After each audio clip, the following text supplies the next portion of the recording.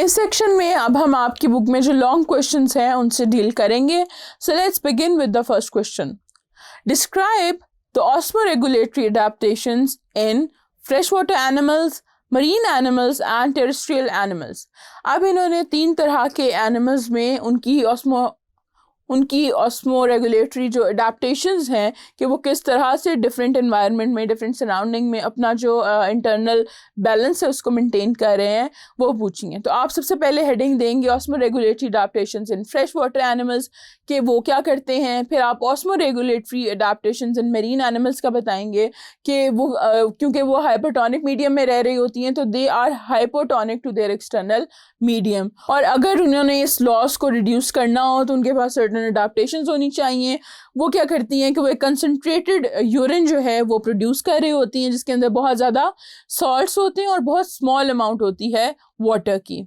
उसके अलावा क्या होता है कि they usually drink large amount of water, इसलिए ताकि वो अपने अंदर जो है काफ़ी सॉल्ट कंसंट्रेशन रख सकें. फिर वो मोनोवेलेंट सॉल्ट्स जो हैं उनको एक्सक्रीट कर रही होती हैं, जैसे कि सोडियम हो गया, पोटेशियम हो गया, क्लोराइड हो गया, थ्रू देयर गिल एपिथेलिया. उसके अलावा बाइवेलेंट आयंस जो होते हैं, मैग्नीशियम हो गया, कैल्शियम हो गया, किडनी के थ्रू इनको भी वो रिलीज़ कर रही होती हैं. उसके अलावा क्या होता है कि उनके पास रेक्टल ग्लैंड्स होते हैं along the walls of rectum.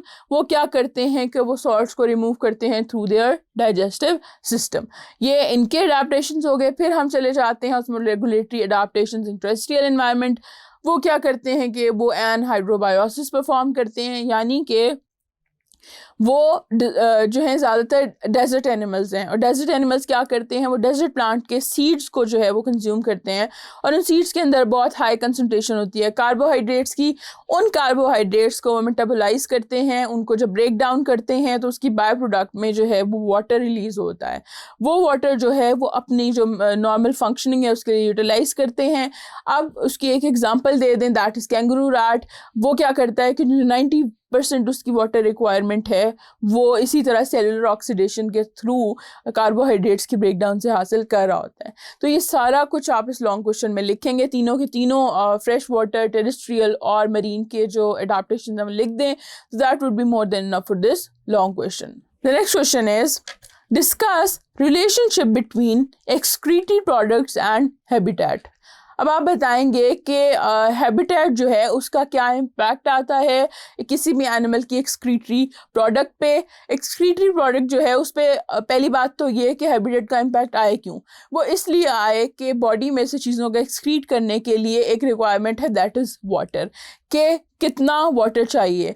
अब अमोनिया जो है उसको सिक्रीट करने के लिए बहुत ज़्यादा जो है वाटर चाहिए होता है. तो वो एक्वेटिक जो एनिमल्स हैं वो अमोनिया की फॉर्म में अपने जो वेस्ट हैं उनको सिक्रीट करते हैं क्योंकि उन्हें वाटर का कोई मसला नहीं है. अब यूरिया जो है उसमें कंपैरेटिवली थोड़ा कम है, तो जो एक्वेटिक और टेरेस्ट्रियल हैं वो दोनों ही यूरिया को सिक्रीट कर रहे होते हैं. फिर यूरिक एसिड जो है वो सोली टेरेस्ट्रियल जो है एनवायरनमेंट के ऑर्गेनिजम्स हैं वो जो है करते हैं सिक्रीट. क्यों कि डिफरेंट हैबिटेट्स में मौजूद हैं और वहाँ पे जो वाटर की अवेलेबिलिटी है वो डिफरेंट है. अब इन तीनों की डिटेल्स भी आपकी बुक में गिवन है, वो आप डिटेल्स इन हेडिंग्स के अंदर लिखेंगे और सारा कुछ बताएंगे. उसमें एग्जांपल्स भी गिवन है कौन कौन सा ऑर्गेनिज्म किस किस कैटेगरी में आता है. अब ये सब आप लिख दें तो that would be more than enough for this long question. The next question is describe the structure and function of human kidney. अब वो आपसे सीधा सीधा ह्यूमन किडनी का स्ट्रक्चर पूछ रहे हैं. आप सबसे पहले उसमें लोकेशन, साइज़ का बताएंगे, स्ट्रक्चर का बताएंगे कि पहले एक्सटर्नल स्ट्रक्चर क्या है, फिर लोकेशन, फिर साइज़, फिर आप उसके स्ट्रक्चर की तरफ चले जाएंगे, फिर एनाटमी में जाएंगे. एनाटमी में जाके आप उसके जो मेजर स्ट्रक्चर्स हैं और उसके इंटरनल इवन नेफ्रॉन के स्ट्रक्चर्स को भी आप जो हैं वो हाईलाइट करेंगे. फिर फंक्शन ऑफ किडनी में जाएंगे कि वो क्या कर रही होती हैं. फिर फंक्शन ऑफ किडनी में आगे आप जाके नेफ्रॉन में जिस तरह से जो है ब्लड फिल्टर हो रहा था, यूरिन प्रोड्यूस हो रहा था, वो सारा का सारा आप इसके अंदर लिखेंगे क्योंकि वही अल्टीमेटली आपके किडनी के फंक्शन में आ जाता है. अब आप ये लिख दें तो that would be more than enough for this long question. The next question is describe the structure of human nephron. अब यहाँ पे वो आपसे नेफ्रॉन का स्ट्रक्चर पूछ रहे हैं। पहले आप बताएं नेफ्रॉन क्या होता है, वो एक फंक्शनल यूनिट है हमारी किडनी का। फिर उसमें मेजर स्ट्रक्चर्स बताएं कि रीनल कॉर्पसल है और रीनल ट्यूब्यूल है। फिर रीनल कॉर्पसल की हेडिंग देके उसकी पूरा बताएं कि वो क्या होता है। फिर रीनल ट्यूब्यूल का बताएं। रीनल ट्यूब्यूल में फर्दर चीज़ें आ जाती हैं, प्रॉक्सिमल जो है कन्वोल्यूटेड ट्यूब्यूल आ जाता है, लूप ऑफ हेनले है, डिस्टल ट्यूब्यूल है, कलेक्टिंग डक्ट है। ये सारी चीज़ें आप लिखें और इनकी डिटेल्स और इनके फंक्शन भी बताएं कि थोड़ा थोड़ा क्या फंक्शन परफॉर्म कर रहे होते हैं। ये सब आप लिख के साथ डायग्राम भी बनाएंगे तो that would be more than enough for this long question. The next question is discuss the urine formation and mechanism of urine concentration. अब आपने जो नेफ्रॉन से आगे वो कर क्या रहा होता है और फंक्शन कैसे परफॉर्म करता है उस पर जाना है और बताना है कि किस तरह कौन कौन से मैकेनिज्म है। ग्लोमेरुलस फिल्ट्रेशन हो रही होती है, सिलेक्टिव रीअब्जॉर्प्शन हो रही होती है, ट्यूबुलर सिक्रीशन होती है और उसके बाद मैकेनिज्म वो आ जाते हैं यूरिन कंसंट्रेशन के। आपकी बुक में एक चार्ट टाइप डायग्राम बनी हुई है कि उसमें सारा दरमियान में आपका नेफ्रॉन का स्ट्रक्चर है, उसके इर्द गिर्द जो है कुछ लेबल्स और नीचे टेक्स्ट लिखा हुआ है। वो हर स्पॉट पे होने वाला स्टेप और मैकेनिज्म एक्सप्लेन कर रहा है। अगर आप वो साथ बना सकते हैं तो बहुत ही अच्छी बात है। That would really well supplement your answer. तो आप ये सब लिखेंगे तो that would be more than enough for this long question. The next question is, what are kidney stones? Discuss the causes and treatment of kidney stones. सबसे पहले आप बताएं कि किडनी स्टोन्स होते क्या हैं। They are hard crystalline mineral materials जो कि इकट्ठा मिलके स्मॉल पेबल्स बना देते हैं आपकी किडनीज के अंदर या यूरिनरी ट्रैक्ट के अंदर। अब इनके साइजेस डिफरेंट हो सकते हैं। ये बहुत छोटे लाइक ग्रेन्स ऑफ सैंड भी हो सकते हैं और बहुत बड़े भी हो सकते हैं लाइक गोल्फ बॉल जो होती है उतना बड़ा भी एक स्टोन हो सकता है। और इसकी फिर कॉजेज़ बताएं कि क्या कॉजेज़ हैं, डाइट पर किस तरह डिपेंड करता है, क्या डिसऑर्डर्स हैं जिसकी वजह से हो सकते हैं। फिर आप इसका ट्रीटमेंट बताएं। ट्रीटमेंट की भी डिटेल आपकी बुक में लिखी हुई है कि मेडिसिन के थ्रू भी हो सकता है, हम कुछ और सर्जिकल प्रोसीजर्स भी परफॉर्म कर सकते हैं। तो वो सारा आप इसमें लिखेंगे तो that would be more than enough for this long question. The next question is, what is renal dialysis? Describe the two types of renal dialysis. फिर आप डायलिसिस की यहाँ पे डेफिनेशन बताएंगे, फिर बताएंगे कि वो किस तरह होती है, मैकेनिज्म बताएंगे, फिर अगले दो टाइप्स बताएंगे कि हीमोडायलिसिस होती है और पेरिटोनियल डायलिसिस होती है।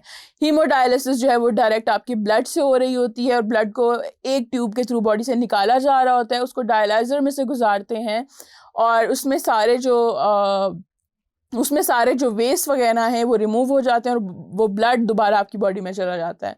जबकि पेरिटोनियल डायलिसिस में हम डायलाइजर का यूज़ नहीं करते, सिर्फ एक डायलिसिस फ्लूइड यूज़ कर रहे होते हैं और वो आपकी पेरिटोनियल कैविटी में जो है इंसर्ट किया जाता है और वहाँ से जो आपकी कैपिलरीज़ हैं, नेचुरल ब्लड कैपिलरीज़ आपके जो पेरिटोनियल कैविटी में हैं, वही एज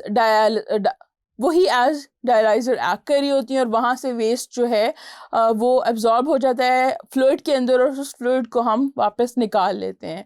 ये मैंने सिर्फ हेडिंग्स दी हैं, इसकी ये जो मैंने आपको डिटेल बताई है ये आपकी बुक में विद डायग्राम्स अच्छे से प्रेजेंट हैं।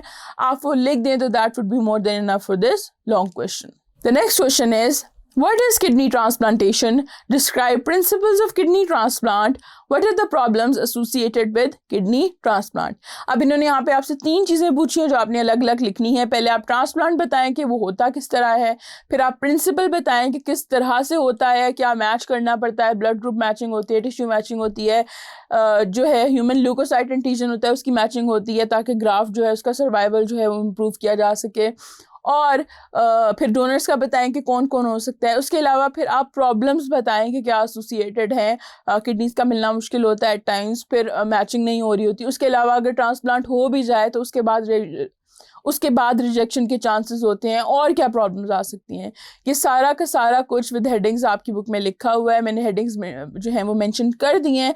अब वहाँ से देख के इसमें डिटेल्स लिख दें तो that would be more than enough for this long question. The next question is, what is thermoregulation? Classify animals on the basis of temperature.